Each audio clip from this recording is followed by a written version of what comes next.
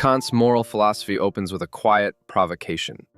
It invites us to pause and to notice something we usually take for granted. When we ask what we ought to do, we almost instinctively ask what will satisfy us, what will protect us, what will make life go well. Kant asks us to step back from that reflex. To deliberate morally, he suggests, is to enter a different standpoint altogether, one from which those familiar considerations gently lose their authority. From within this standpoint, moral cognition becomes a shift in how we understand ourselves. We are no longer approaching action as seekers of outcomes, measuring reasons by comfort, success, or reward. Instead, we begin to see ourselves as subjects capable of answering to a law that does not depend on what we happen to want. This is not a demand for moral heroism or self-denial, but an invitation to think differently about freedom, about what it means to act, not because something benefits us, but because it is right. So welcome. In what follows, we'll explore this Kantian idea of moral thinking as a change in perspective, a way of understanding ourselves as agents who can stand under unconditional norms. It's a demanding view, but also a deeply human one, because it starts from the thought that we are more than the outcomes we pursue and capable of reasoning beyond them.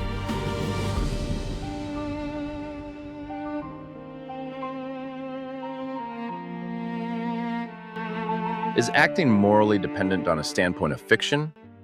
At first glance, Kant's view seems to invite this worry.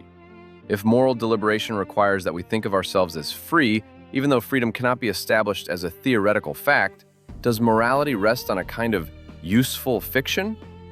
Kant's answer is subtle. The standpoint of freedom is not a fiction in the sense of something knowingly false, but a practical necessity. Moral deliberation cannot even get off the ground unless the agent represents herself as capable of acting independently of inclination and circumstance. Freedom here is not a hypothesis about how the world is, but a condition of intelligibility for moral reasoning. This is why Kant insists that freedom is presupposed in action, rather than proved by theory. To ask whether this presupposition is fictional is already to shift into the wrong register. From the practical standpoint, the question is not whether freedom exists as an object of knowledge, but whether moral obligation makes sense without it. And Kant's claim is that it does not. The standpoint of freedom functions less like a story we tell ourselves and more like a rule we must adopt in order to count ourselves as agents at all. Is human autonomy a social construct fitted to a historical role? This second question pushes in a different, more sociological direction, and it is one Kant himself did not fully anticipate.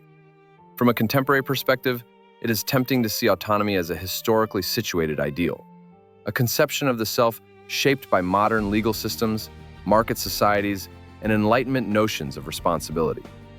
On this reading, the autonomous subject looks less like a timeless feature of rational agency and more like a figure tailored to perform within specific social and historical conditions. Kant's position resists this reduction, but not by denying history. He does not claim that the recognition of autonomy is historically neutral. Rather, he claims that the normative authority of autonomy does not derive from its social usefulness. Even if our practices of responsibility, blame, and moral education are historically conditioned, the idea of autonomy functions in Kant as a critical standard, not a sociological description. It allows agents to question prevailing norms, not merely to perform them. Seen this way, autonomy is not a social script we learn to play convincingly, but a standpoint from which social roles themselves can be evaluated.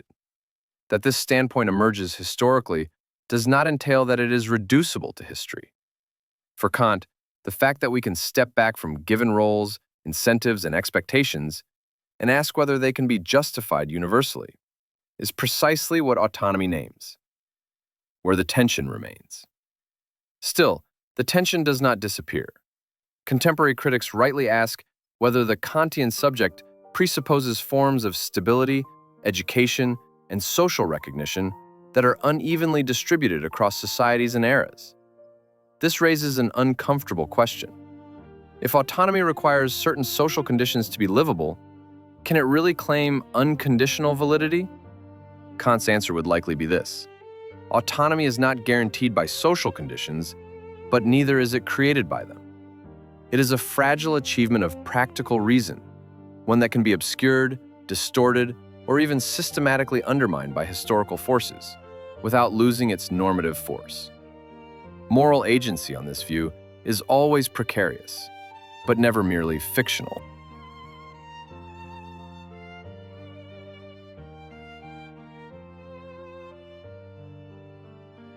The standpoint of freedom and its discontents. Kant and Hegel.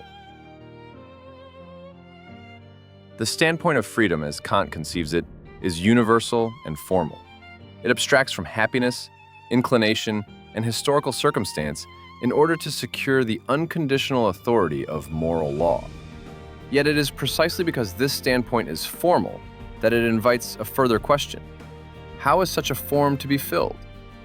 Once freedom is defined as independence from empirical determination, the content of moral norms seems to require supplementation by the very mechanisms that give them concrete substance, namely the alignment of intersubjective consensuses within a shared cultural paradigm, a historically situated ceiling of meaning through which norms acquire practical intelligibility. It is here that Hegel's objection cuts directly against Kantian abstraction. From Hegel's perspective, the autonomous subject of Kantian ethics is too thin, too detached from the concrete practices in which normativity acquires substance. A will that legislates purely from within risks becoming empty, formally universal, yet incapable of guiding action without covertly borrowing content from the social world it claims to suspend. For Hegel, freedom is not achieved by stepping outside ethical life, Sittlichkeit, but by finding oneself already at home within its institutions, practices, and shared forms of recognition. What Kant treats as a necessary bracketing of happiness and social determination, Hegel reinterprets as a dangerous loss of concreteness.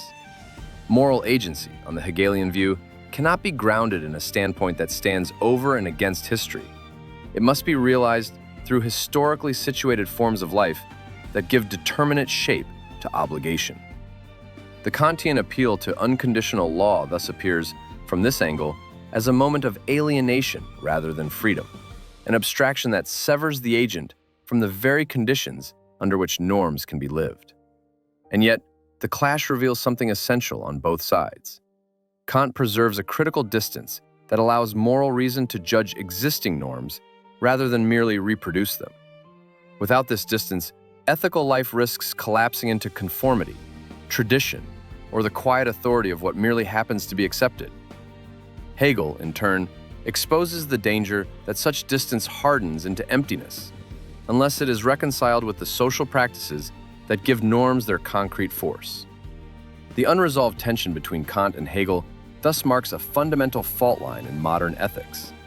Whether freedom is secured by stepping back from the world in order to legislate universally, or by fully inhabiting the world in which norms take historical shape. Moral philosophy, since then, has remained suspended between these two poles, formal universality and concrete life, never fully able to abandon either without losing what gives normativity its authority.